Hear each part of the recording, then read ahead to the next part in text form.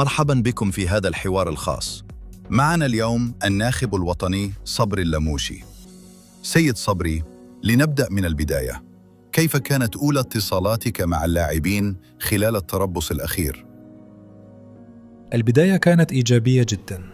كان لدينا مؤتمر صحفي أول، ثم الإعلان عن القائمة، وبعدها أول تجمع مع اللاعبين. حاولنا التعرف على أكبر عدد ممكن، خاصة من اللاعبين الجدد والشباب، وقد تفاجأت بمدى الجدية والانضباط. هل أنت راض عن نتائج هذا التربص؟ نعم، رغم ضيق الوقت كان لدينا أسبوع واحد فقط، 5 حصص تدريبية ومباراتان، ومع ذلك أشركنا 23 لاعبا. الأهم بالنسبة لي كان الروح، الحماس، التركيز والرغبة في التطور.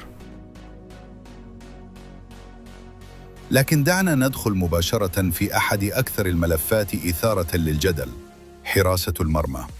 الجماهير تتساءل: من هو الحارس الأول؟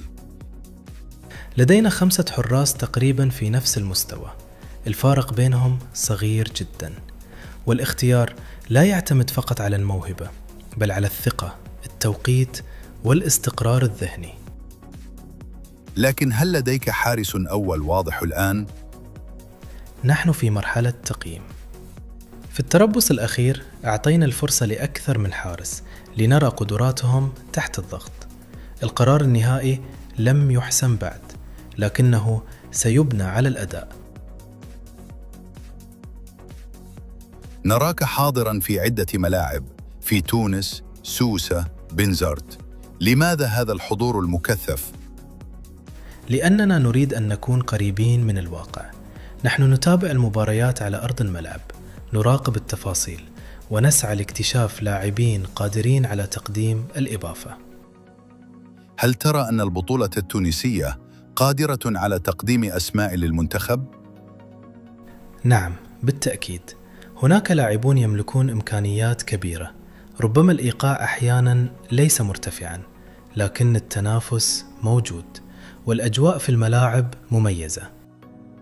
لكن الجماهير منقسمة، كل ناد يريد لاعبيه في المنتخب.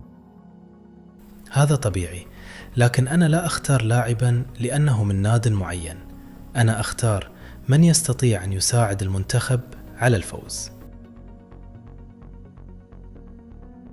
لننتقل إلى التحضيرات لكأس العالم.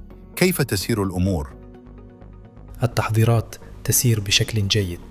سنبدأ تربصا في تونس في ظروف ممتازة، ثم سنواجه منتخبات قوية مثل النمسا وبلجيكا. الهدف هو الوصول إلى الجاهزية الكاملة، وليس فقط الفوز في المباريات الودية. وماذا عن طموحاتكم في المونديال؟ علينا أن نكون واقعيين. لن نذهب للفوز بالكأس، لكن سنذهب لتقديم أفضل صورة لكرة القدم التونسية. سنواجه منتخبات قوية مثل السويد، اليابان وهولندا، ويجب أن نكون مستعدين للقتال في كل مباراة.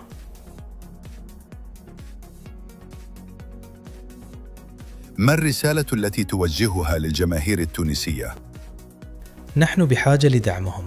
سنقدم كل ما لدينا، وإذا لعبنا بروح قتالية وقدمنا أداء مشرفا، أعتقد أن كل التونسيين سيكونون فخورين بنا. الجدل مستمر. من سيكون الحارس الأول؟ ومن يستحق التواجد في القائمة؟ شاركنا رأيك الآن، ولا تنسى الاشتراك.